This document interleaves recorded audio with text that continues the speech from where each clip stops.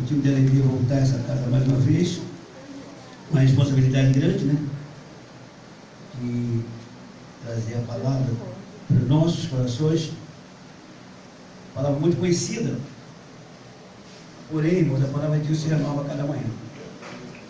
Então, o fato da palavra ser conhecida muitas vezes por alguns, desprezam porque conhecem. Mas a gente não pode desprezar as coisas que conhecemos, porque até então, com relação à palavra de Deus, a palavra de Deus se renova a cada manhã. Existe uma teologia, existem dois pontos importantes, que é o Logos e o Rema. O Logos é aquilo que está dito de Deus, está escrito. Se conhece por estudar. O Rema é uma revelação momentânea que Deus traz para o seu coração. Então, mesmo que você conheça esse trecho, já leu várias vezes esse trecho, Deus tem algo novo para você nessa noite. Aleluia. Amém? Vamos ler então só o versículo de número 2 e 3, que nos dizem assim: falou este a Nabote, dizendo: dá-me da tua vinha, para que me sirva de horta, porque está vizinha ao lado da minha casa, e te darei por ela outra vinha melhor, ou, se desejar, te darei valor em dinheiro. Aí o versículo diz assim: respondeu, porém, Nabote a Acabe: longe de mim de eu te dar a herança de meus pais. Pode sentar aí. Eita Deus, maravilha, Pai. Irmãos, aleluia. A divisa que os irmãos escolheram diz assim: minha vinha, minha vida, não botaram vinha aqui, mas minha vida não está em negócio. Botaram vinha. Botaram aqui: minha vida não está em negócio. Mas nós vamos aplicarmos para a minha vinha, minha vida, minha salvação não está em negócio. Irmãos, é o que nós vamos aplicar. Não está em negócio com ninguém. Nada nesse mundo pode ser maior do que o valor da nossa salvação. Porque se Nabote, ele teve um cuidado, ainda ele poderia pedir um valor exuberante, acima do que valia aquela vinha, porque se tratava do rei. E o rei estava de egoísmo. Esse rei, ele tinha 2 palácios, um no centro de Samaria e outro em Gileade. Então, o que era ao lado da casa dele não era o que era ao lado da vinha de Nabote, não era o palácio principal. O palácio principal ficava lá no centro de Samaria. Esse ficava 11 quilômetros afastado. O rei tendo tanto daquele tirar do que ele tinha pouco, né, irmão? Dessa maneira que acontece. Aqueles que têm muito, daqui arrancar um pouco do que não tem nada, né? Mas para Nabote, a estima que ele tinha pelaquela vinha, por certo aquela vinha chamava a atenção de Acabe, por causa do cuidado que Nabote dedicava àquela vinha, porque ele tinha um carinho muito especial, mas foi muito especial porque foi herança dos seus pais. É inegociável isso.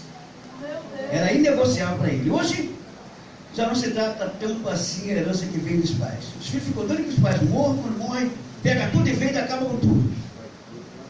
Hoje é diferente. Mas naquela cultura, isso tinha um valor incrível. Mas a gente está aplicando no campo espiritual para que entendamos o valor que tem a nossa salvação. Você não pagou nada para ser salvo, mas alguém pagou um preço muito caro. Aleluia. A Bíblia diz que a prata e o ouro do mundo inteiro seriam insuficientes para pagar o valor de uma alma. Olha só, irmãos, que investimento foi feito pela sua vida? Investimento que incomparável. Homem algum natural poderia fazer isso. É claro que Deus propôs salvar a humanidade por meio de um homem, mas ele disse que o homem natural não pode fazer. Foi ele mesmo que se materializou pelo processo da encarnação. Ele uniu a natureza divina com a natureza humana para comunicar aos homens numa linguagem humana a mensagem divina. Os homens não entenderiam a linguagem divina, por isso Deus se humanizou. É interessante que Jesus, sempre quando conversava com alguém, ele conversava numa linguagem muito fácil de entender. Por que ele falava das parábolas? Aquilo que as pessoas já estavam acostumadas a conhecer. Ele queria trazer um esclarecimento. Ele não falava de nada misterioso para que não pudesse entender. Se eu quiser falar coisa para você entender, eu te falo na sua linguagem. Do jeito que você... Quem vai pregar para criança tem que ter uma linguagem infantil. Quem vai pregar para jovem fala uma linguagem mais moderna, uma linguagem mais maleável, para os jovens entenderem fácil. Quem vai falar para uma pessoa mais madura, mais experiente, aí pode falar, não eruditamente, mas coloquialmente, para que a pessoa possa entender. E não adianta chegar aqui, vou fazer um barulhão, pega meu irmão, fala isso, e no final a pessoa sai sem entender nada, só mexe com a emoção. Pregadores têm se preocupado muito em fazer sensacionalismo e mexer com emocionalismo. Quando na realidade as pessoas precisam de alimento, precisam da palavra. Aleluia. Como um alimento para ficar saudável, ter a alma saudável. Glória a Jesus. Deus não está preocupado com barulho, com movimento, irmãos. Deus está querendo iluminar o nosso entendimento. Se o barulho é promovido pelo Espírito, amém. Glória a Deus. O Espírito pode promover barulho, mas nem sempre barulho promove espiritualidade. Às vezes você fica até chateado com a pessoa gritando do seu lado. Tem gente que se perturba gritando glória a Deus, porque ela não está entendendo nada referido no glória a Deus. Certa vez estava numa igreja aqui perto, irmão, lá irmão foi dar um testemunho e falou: irmão, eu estou muito triste, irmão, mataram meu filho. Aí alguém gritou assim: graças a Deus. Mais triste a irmã ficou, irmão. Quase que a irmã se desviou. Meu Deus do céu. A pessoa não está nem ouviu, nem entendeu direito que se foi falado, mas está dando glória a Deus. É uma glória assim. Se aproveita, irmãos. É como chamar o nome de Deus em vão. Aleluia. Tem gente que por tudo fala glória a Deus, mas aquilo ali não está nem glorificando a Deus, é que ele está falando, irmãos. Então a gente precisa ter cuidado. Se analisar o que a gente vai falar. Então, irmãos, esse nome Jireel, ele quer dizer plantação de Deus, no sentido mais profundo, na exegese da palavra. Ele quer dizer o que Deus espalhou, ou o que Deus recolhe. Então é profundo. Deus havia dado a inspiração, e na morte tinha aquele cuidado, tudo tinha. É interessante que tudo tem o agir de Deus no negócio. Acabe quer dizer tio paterno, o irmão do pai. Mas quando a gente vai olhar no profundo, examinando a vida desse Acabe, que daqui a gente está falando, esse cara foi um egoísta, um soberbo, um arrogante, um presunçoso, que não tinha exemplo para ninguém, desobediente, seguiu o exemplo do pai, Uri, que foi um péssimo rei em Israel. Ele seguiu o exemplo da filha pior, casou com a rainha sidônica, promoveu a idolatria em Israel. Um homem dominado pela mulher, a mulher que mandava nele. Tudo que elaborou a morte de Nabote foi a mulher. Mas ele, covardão, chega em casa triste, não vou, fazendo pirracinha, homem pirracento. Ele tomar atitude de homem, do rei, que ele ia tomar atitude, não vai fazer pirracinha, por quê? Para sensibilizar a mulher, porque ele sabia que a mulher era covarde. Aí, irmãos, faz birrinha, não quero jantar não. Tem um pirracento aqui que quando briga com a mulher não quer jantar, economiza o prato. Ele não quiser jantar, guarda o prato dele. Não quer jantar, deixa ele com fome. Para com pirraça, rapaz, de bobeira.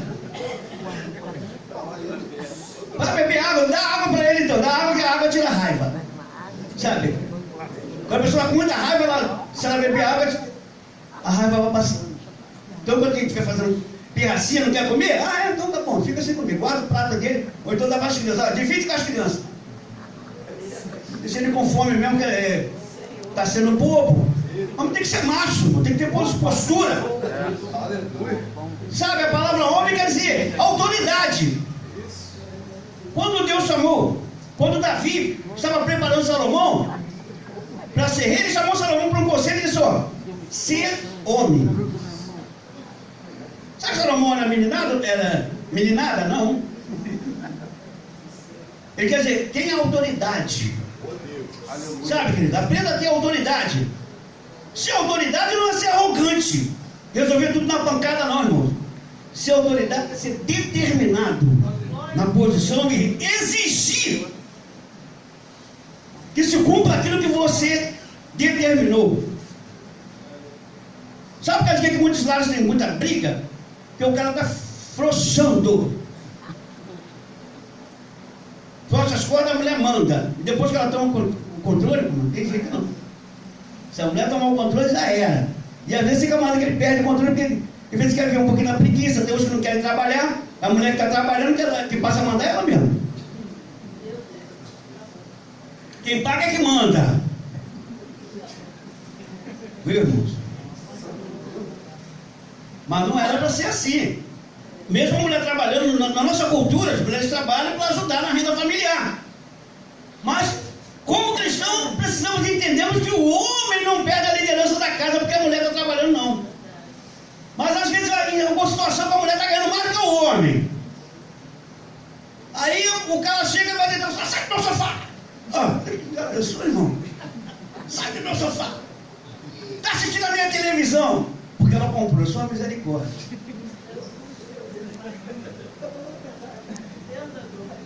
Só a misericórdia. Então tem que haver bom senso, tem que haver. A mulher vai trabalhar, mas tem que entender o seguinte: o homem é o líder da casa. Ele comprou, ela comprou com o dinheiro dela, tudo bem, mas aquele dinheiro é porque ele concordou que ela trabalhasse por causa da situação familiar, situação. E ela teve possibilidade, estudou mais de repente, ou conseguiu um emprego melhor. E o cara estava ralando, aberto um salarinho pequenininho. E o dela, sem trabalhar muito, é grande, porque às vezes estudou melhor, estudou mais. É verdade? Aí ela tem, quem ganha mais tem possibilidade de comprar mais, de adquirir mais, não é verdade? Quem ganha menos é mais com dificuldade. Aí quando a mulher ganha mais tem esse problema, irmãos. Mas não é toda a família não, mas a maioria. Onde a mulher ganha mais, ela fica toda empinadinha e fica ditando para ele: ó, não vai isso não! Eu não quero que faça isso não! Oh, só misericórdia. É, que situação, irmãos. Se fizesse perto dos outros, deixa a pessoa sair e dá logo uma bronca, né? Ó, não faz mais isso não, o negócio não vai ficar legal não. É no início que, irmãos, depois de deixar também a árvore engrossar, quando a árvore começa a nascer, é fácil de você arrancar. Você vai lá, puxa e tira, joga fora. Mas se você deixar crescer, depois você não vai conseguir arrancar. Ah, vai ter que usar uma ferramenta para tirar. Isso. Viu, irmão? Varinha pequenininha. Eu lembro quando a gente era pequenininho, tinha esse negócio dos pais mandar a gente pegar a varinha para a gente mesmo apanhar, irmão. Só misericórdia. E não podia ser varinha muito fininha, não podia ser muito grossa, muito fininha, mas porque ele queria bater para pegar o corpo assim, sacudir assim, enrolar pelo corpo e não quebrar a varinha. Então, irmão, a situação é complicada. A minha mãe fazia isso, o meu pai não. Se ele tivesse com martelo, a mãe queria bater com martelo, jogava coisa em cima, a gente tinha que andar no sapatinho com ele, que qualquer coisa a gente não sabia a hora que ele ia tomar uma reação, a gente tinha que andar no sapatinho, qualquer coisa aqui. Ariscamente fugir fora dele, que ele não tinha muita regra para bater, não. Viu, irmão? Ele só não batia na cabeça, mas se fosse jogar coisa em cima, não queria saber. Só misericórdia. Mas a minha mãe já fazia assim, ó, vai lá pegar uma varinha de guaximba para apanhar. Aí, mano, não tinha. Não adiantava correr, não, ela falava assim, ó, galinha de casa não se corre atrás. Quando a noitinha vem, a galinha vai procurar o lugar que ela dorme. Aí ela veio ficar. Ela não batia muito não, mas era o suficiente para dar uma correção. Viu, irmão? Graças a Deus lá em casa, nós fomos 7 irmãos. 7 irmãos. Quer dizer, eu tive 6 irmãos e 5 irmãs, total de 12. Mas graças a Deus ninguém ficou rico, mas ninguém foi bandido, ninguém é bandido, todo mundo trabalha, todo mundo come do suor do rosto. E as meninas também, quase todas elas casaram, só a Márcia que até agora não casou. Agora quer casar, mas agora já ficou na só misericórdia. Mas, irmãos, vamos lá na questão do que é a Jezabel. Você sabe que é mãe de Baal ou esposa de Baal, mulher exaltada. Baal era exaltada, ela não profetiza, maldosa, imoral, porque os cultos celebrados a Baal, os sacerdotes de Baal, eles faziam sexos explícitos na frente do povo. E as profetias eram escolhidas, tinha que ser mulher bonita. Não era qualquer coisa não, mas tinha que ser, eram escolhidas as profetias, os caras sabiam rolar. Então, lembra, irmão, a mulher de Oséias, que quando voltou para lá comer, ela voltou para a vida da perdição, e ela foi profetisa de Baal. E o Oséias está dizendo, tão bom, nunca foi um cara tão bom como Oséias, porque ele via a necessidade dela. Quando ela foi ficando fraquinha, ficando doente, ele via a necessidade dela e mandava suprimento para ela. Irmão, tem que ser um homem muito bom, né? Porque o cara que perdeu a mulher para alguém, depois está vendo uma passando crise, ainda bate palmas, ele vai falar, se tu viu, me largou, agora sufocando está passando. Mas esse não, era diferente, ainda mandava suprimento para ela, não queria ver ela sofrer porque ele amava. A diferença está no amor, irmãos. A diferença está no amor. Mesmo depois que ela não serviu mais para ser profeta de Baal, que ela se tornou, ficou doente, ele cuidou dela e comprou como escrava. Foi lá e pagou o preço. Já pensou que você comprou o que você é teu, irmão? Pagou o preço para ter de volta a mulher. Mas ele não queria aproveitar, não. A diferença do amor é esse. Ele não queria ter a mulher. Agora eu vou descartar, agora é minha escrava, eu vou arrebentar com ela. Não. Ele amava, queria considerar e respeitar. É interessante que o filho mais velho dele tem esse mesmo nome dessa cidade de Nabote. Por isso que eu citei isso, meu irmão. Não estou fora do contexto. Mas que entendamos o seguinte, irmãos. O nome Nabote quer dizer que adquire fruto. Então, em hebraico, né? Então prestemos atenção. Nabote recebe a visita do rei. Hoje em dia, se já pensou, se o presidente chegar na sua casa, vai ficar todo bobo. Você fala, quero comprar esse terreno, vai ficar todo bobo querendo dar o terreno para ele. Não, irmão, deixa o presidente, é um homem. Você precisa da presença de Deus na sua vida. Aleluia. Não pode se vender. Nabote tinha uma estima muito grande pela terra, porque foi herança dos pais. E ele ensinou os filhos deles. É interessante, irmão, de entender que os filhos também morreram. Isabel, quando mandou, a Bíblia não fala muita referência aqui, mas os filhos também morreram.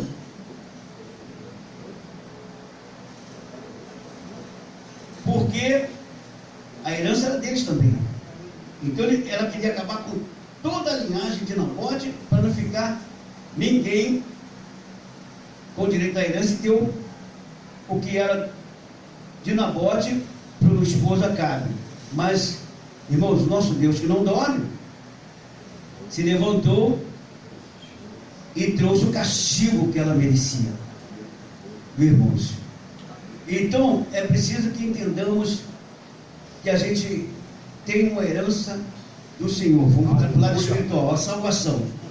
Aleluia. A salvação o Senhor nos deu, sem que mereçamos. Aprove Ele nos escolher. Nós fomos convencidos pelo Espírito Santo. Paulo disse em Efésios capítulo 2, versículo 8 e 9, porque pela graça sois salvos por meio da fé. Ele disse, isso não vem de vós, é dom de Deus, não vem das obras, para que ninguém se glorie. Ninguém pode dizer, irmão, eu sou salvo porque eu nunca matei, nunca roubei, nunca fumei, nunca briguei, nunca desejei mal a ninguém, nunca menti. Não, ninguém. É melhor que vocês verem, irmão, eu era um caco de gente, fazia tudo quanto coisa errada, mas o Espírito Santo me considerou e me tirou de lá do chato do luto da maçã. Meu irmão. E o fato de você estar aqui na igreja quer dizer que você não peca, não, você peca. Só que Jesus assumiu os seus pecados. O sangue de Jesus é para te purificar de todo o pecado. Do passado, do presente e do futuro. Você não pode pecar voluntariamente. Irmão, já que Jesus assumiu o meu pecado, eu vou sair pecando por aí. Não, aí você vai arrumar um problema com Deus. As caras serem ligadas, nunca mais ter força para voltar. Está entendendo? Pecado na vida do crente é como se fosse um acidente. Acidente normalmente é uma imprudência da pessoa. Normalmente é imprudência. Até aquele acidentezinho da cozinheira que vai botar a batata para fritar, mas ela esquece que a gordura está muito quente, ela vem com a batata fria, caindo, pingando água, e leva a mão pertinho a água, joga a gordura na mão dela e queima ela. É uma imprudência dela. Está entendendo, irmãos? Então, há uma necessidade de vigilância. A sua salvação, ela foi de graça para você, mas ela custou um preço muito caro. Precisamos considerarmos isso. Precisamos considerarmos que Jesus pagou o preço com a própria vida. Sofreu vitupério, isso é afronta. Foi humilhado. Foi esbofeteado. Foi zombado, escarnecido e morto para pagar o preço do resgate das nossas almas. E ele sabia que teria um preço muito caro a pagar. Momentos antes ele tentou até sair fora daquela situação, porque Deus havia revelado a ele que seria de muita dor. Ele sabia que os homens iriam se levantar cruelmente contra ele, porque existia um ser que estava levando aqueles homens a usar de crueldade com Jesus. Ele orou, Pai, se for possível, passe de mim esse cálice. Por 3 vezes orou, mas ele sempre dizia, todavia, seja feita a tua vontade. A vontade do Pai que deve prevalecer na nossa vida. Glória a Deus. E aí, irmãos, quando o Pai não responde, eu tenho que enfrentar mesmo. E vai enfrentar a cruz. Quando ele chega e lança os rostos dos discípulos, em algum momento pudesse orar comigo, aí ele diz, agora não resta mais nada a fazer, porque o inimigo já vem aí em meu encalce. Estou usando nossas palavras fáceis de entender, né? Aí de repente chegou uma corte. Nessa corte, irmão, o mínimo que poderia ter numa corte é 300. Mas a corte mais comum que usavam os romanos era 2.000. Chega 2.000 soldados para prender um homem justo que estava fazendo o bem.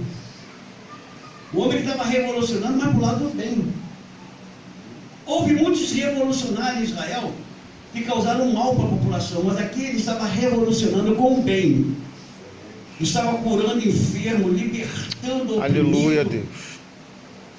Dando vista aos cegos, fazendo o paralítico andar, restaurando o casamento. Mas a revolta dos homens estava sobre ele, só porque ele disse que era o Filho de Deus. E ele disse que verdadeiramente ele estava dizendo a verdade, por causa da verdade perseguiram e mataram. Mas, irmãos, a gente precisa ter amor pela essa chamada que ele nos fez. É a maior declaração de amor de Deus para os homens. E o homem não pode entender com a cultura humana. Não existe filosofia que possa explicar esse amor. Nicodemos começou a analisar a vida de Jesus. Ele era um líder religioso, era um sacerdote fariseu, era um príncipe em Israel, quer dizer, uma autoridade, um senador da república. Mas ele começou a observar o movimento que Jesus estava fazendo pelo lado positivo. Ele começou a analisar. Não, tem que ter com ele.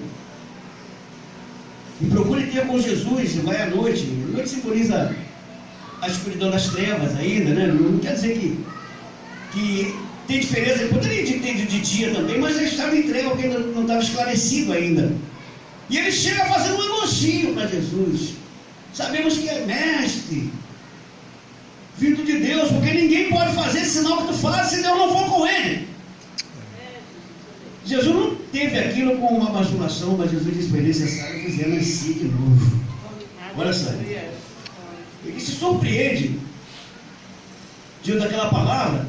Como pode um homem nascer de novo já sendo velho? Será que eu tenho que voltar ao ventre da minha mãe e tornar a nascer? Jesus fala do novo nascimento em duas etapas. A primeira etapa, Jesus disse: o homem não nascer de novo não pode ver o reino de Deus. Quando ele é convencido pelo Espírito Santo, aí ele começa a observar e analisar as suas falhas. Aí depois Jesus diz assim: se não nascer de novo não pode entrar no reino de Deus. É a decisão que se toma para se chegar a Deus, para abrir mão dos pecados, dos prazeres do mundo e viver em novidade de vida. Não tem explicação para isso. Jesus disse assim: ó, o vento assopra onde quer, versículo 8 no capítulo 3, diz: o vento assopra onde quer e ouve-se a sua voz, mas ninguém sabe de onde vem e nem para onde vai. Ninguém tem explicação para o vento, mas ele existe. Não sabemos explicarmos como Deus faz para nos considerar. Se a gente analisando, a gente mesmo pode ver que tem muita falha. Comece a se analisar. Comece a analisar a sua vida, se o pecado não existe pecadinho nem pecador. Comece a analisar a sua vida, ver se não é fruto da misericórdia de Deus, você está servindo ao Senhor. Todos nós, irmãos. Quando a gente começa a ficar soberbo e orgulhoso, achando que a gente pode, mas também eu fugi disso, eu sou isso, não. A gente começa a cair. Mas quando a gente começa a reconhecer Deus, pela sua misericórdia, me arrancou de lá. Deus tem me sustentado pelo seu amor. Deus tem me dirigido. Aí Nicodemos recebeu essa palavra de Jesus. Ele conhecia lá no Pentateuco. Jesus falou assim: como Moisés levantou a serpente no deserto, importa que o Filho do Homem seja levantado, para que todo aquele que nele crê não pereça, mas tenha vida eterna. Aleluia, Deus. Certa vez no deserto, o povo estava protestando contra Moisés, contra Arão, estava causando um incômodo incrível, e Deus falou assim: eu vou dar um castigo para esse povo aí. Deus começou a mandar serpente arder, serpente surgia no deserto e picava o povo, e aquele que era picado pela serpente morria, começou a morrer em multidões. Aí logo perceberam: não, isso é castigo de Deus. Aí procuraram Moisés, aí reconheceram a liderança de Moisés e pediram: Moisés, ora a Deus por nós, senão perecermos todos aqui nesse deserto. Aí, irmãos, a palavra diz que Moisés orou a Deus e Deus deu orientação a Moisés. Deus não estava induzindo ninguém a um ídolo, mas Deus estava mostrando, irmãos, que aquele que ele chama, ele capacita e dá estratégia para que o mal seja vencido. Moisés, faz para ti uma serpente de metal reluzente e coloca numa haste, como aquela antena de televisão, aquela antiga. Agora não, agora já é mais moderna. Aquela antena de televisão, coloca bem alto, lá no monte, e acontecerá que o sol ia bater nela, né? O sol, quando era noite, tinha coluna de fogo, sempre brilhando, aquela serpente lá, naquela haste. E acontecerá que todos que forem picados pela serpente, olhando para a serpente que tu vai levantar, o veneno da serpente ardente não terá domínio sobre ela. É uma simbologia. Aquela serpente simbolizava Jesus. E a serpente ardente que picava o povo simbolizava Satanás. Jesus é superior. Aleluia. Você pode estar picado pela serpente ardente do pecado por Satanás, mas se você olhar para Jesus, aleluia, o veneno da serpente, aleluia, não terá domínio sobre a sua vida, não vai tirar a sua vida, porque você vai estar recebendo o antigo. aleluia. De olhar para Jesus. Aquela serpente simbolizava Jesus na cruz do Calvário. Jesus foi crucificado no monte, no alto monte. Todos, quando olhar para Jesus, recebem salvação. O veneno da serpente não tem domínio. O pecado não tem domínio sobre aqueles que estão olhando para Jesus. Então, irmãos, tenhamos o cuidado. Que aí Jesus diz, para que todo aquele que nele crê não pereça, mas tenha vida eterna, versículo 15. Aí ele continua falando que é uma prova de amor de Deus para com a humanidade, porque Deus amou o mundo de tal maneira que deu o seu Filho unigênito, para que todo aquele que nele crê não pereça, mas tenha vida eterna. A salvação está condicionada a crer em Jesus. Se não crê em Jesus, não adianta. Pode ter a melhor filosofia do mundo, pode ter religião, pode ser bonzinho, pode ter, irmãos, dogmas naturais, mas se não tiver uma fé em Jesus, está perdido do mesmo jeito. Irmãos. Ele disse, foi ele que disse, que Deus amou o mundo de tal maneira que deu seu Filho unigênito, para que todo aquele que nele cria não pereça, mas tenha a vida eterna. Porque Deus enviou, porque Deus enviou o seu Filho ao mundo, não para que condenasse o mundo, mas para que o mundo fosse salvo por ele. Jesus foi enviado para salvar o mundo. Aleluia, Deus. O mundo humano, não é o cósmico, o mundo humano, mas precisa de Cristo.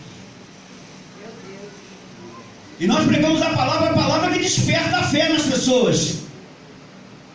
A fé vem pelo ouvir e ouvir pela palavra. Então a igreja precisa pregar a palavra, está compromissada com a palavra. Eu vi os irmãos todos alegres, porque foram evangelizar hoje, anunciar as palavras, as pessoas vinham olhar. Porque essa é a responsabilidade que está sobre a igreja, anunciar o evangelho, pregar o evangelho a toda criatura. Aleluia.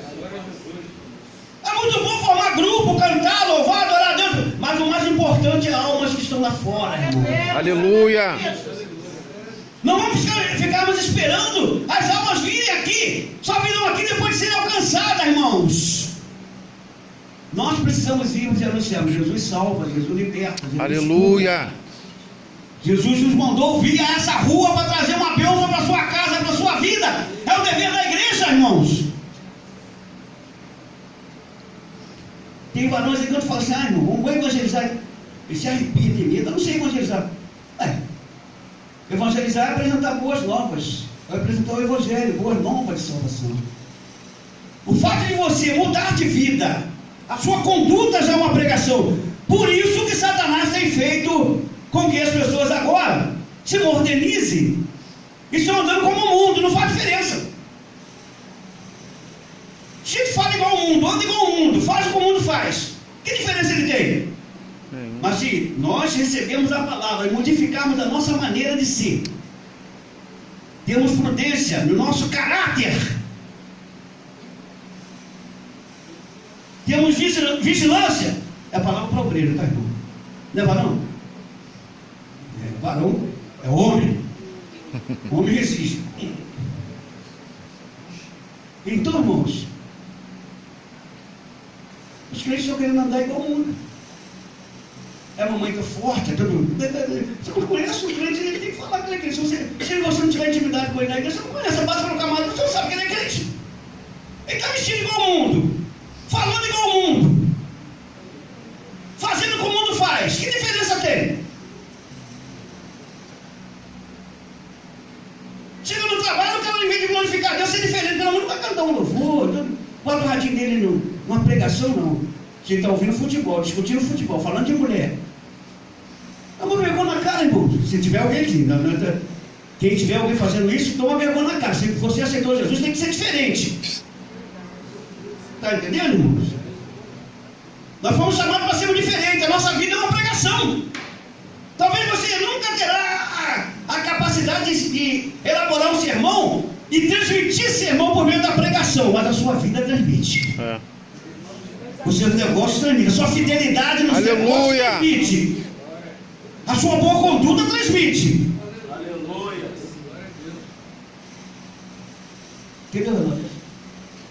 Quero ser fiel ao relógio. Irmãos, temos cuidado. Você recebeu uma herança do Senhor. Aleluia. Preciosíssima, muito mais preciosa do que aquelas terras que Nabote recebeu. A sua salvação, porque ela custou um preço que homem algum poderia pagar. A vinha de Nabote, Acabe poderia pagar, e muito bem por ela. Tanto que ele diz: você me diz quando você quer, o que você desejar eu pago por ela. Mas você já recebeu algo muito mais precioso do que aquela vinha, que já foi pago o preço, que não existe um homem que possa pagar. Então, irmãos, tenhamos cuidado. Cuide da sua herança, cuide da sua salvação. E tem outra coisa, não fica botando culpa de outro, não. A mulher disse que não vai porque o marido não está indo. Ó, a salvação é individual. A Bíblia diz que o pai não levará o pecado do filho, nem o filho o pecado do pai. Mas a alma que pecar, essa mulher é que vai morrer. Aleluia. Palavra dura? Não. Nós que somos mole. Nós que somos mole. A gente bota agora a palavra muito dura, irmão. Nós que somos mole. Porque essa é a palavra da realidade. Jesus falou assim: aleluia. E conhecereis a verdade, e a verdade vos libertará. Não dá para ficar, irmão, uma passageando do ego, não. Eu ia perder meu tempo, sair da minha casa, vai ficar te agradando. Ai, irmão, Deus te ama. Ó, irmão, a palavra tem que ser pregada com verdade. A palavra que Deus me deu para pregar foi essa. Talvez não atendeu você naquilo que você esperava. Você queria fazer um balanço. Fala para o irmão isso. Ah, tua bênção está garantida. Eu vou abrir a porta para você.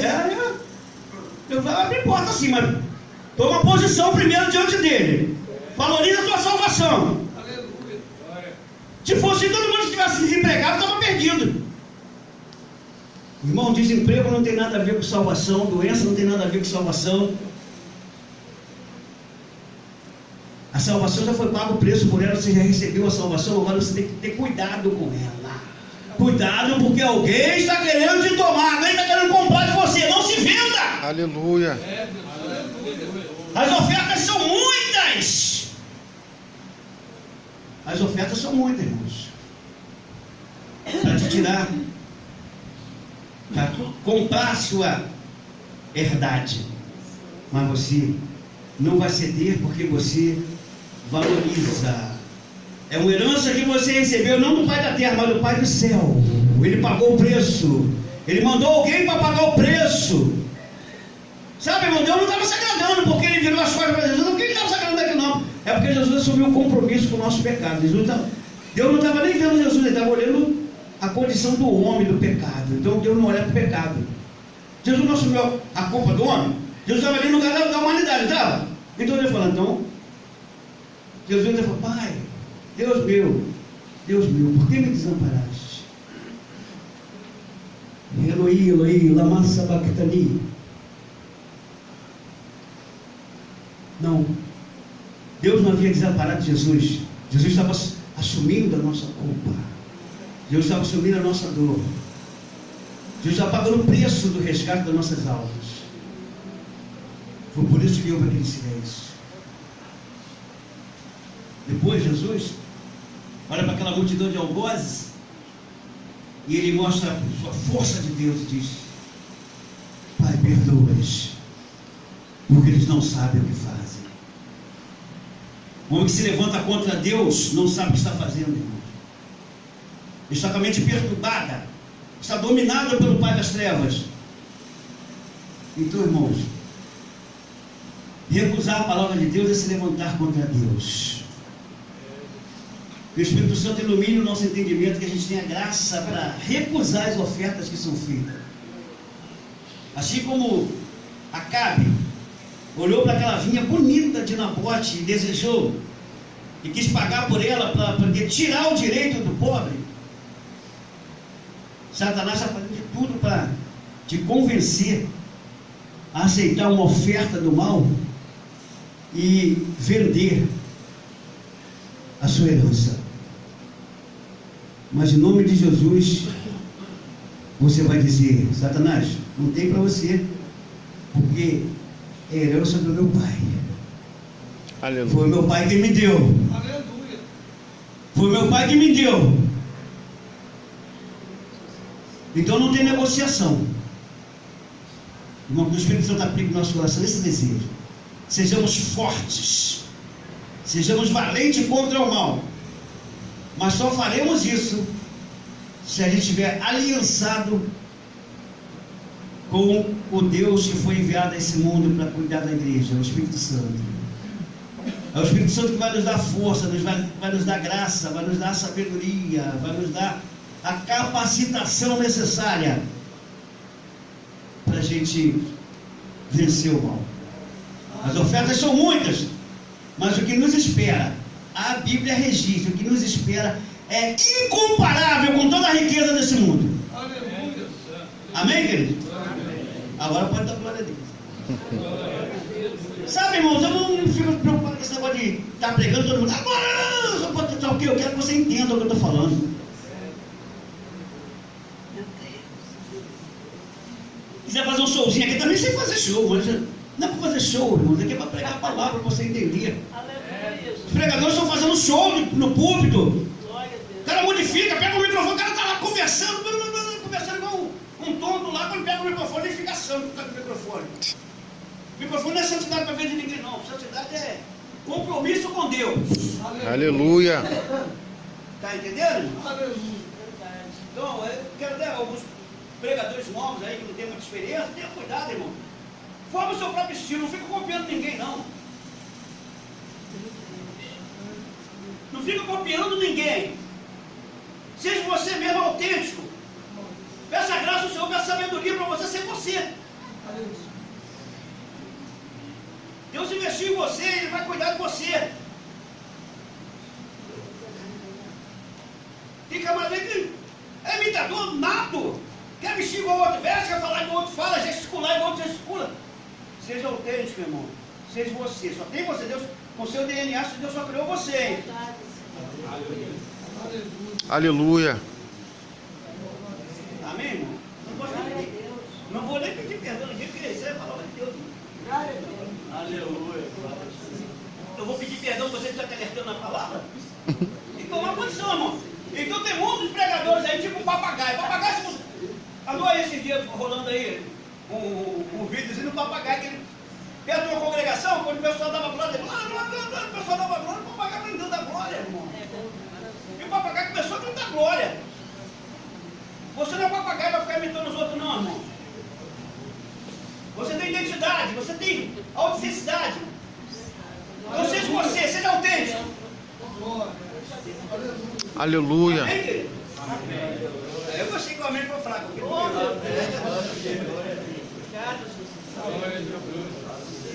Irmão, Deus abençoe. Talvez vou demorar para me convidar para culto como esse, mas eu tenho que entregar a palavra desde que Deus me dá. Louvado seja o nome do Senhor. Vamos continuar orando para o nosso pregador, irmão. Trouxe uma palavra tremenda. Louvado seja o nome do Senhor. Que Deus venha abençoar ele a cada dia. Passar aqui o nosso coordenador, aqui, nosso primeiro coordenador. Passar aqui Quem sabe se vão deixar. Queremos agradecer ao nosso pastor pela palavra de Deus. Queremos agradecer e sempre essa lembrança é de todo o coração. Obrigado, irmão. todos os varões agora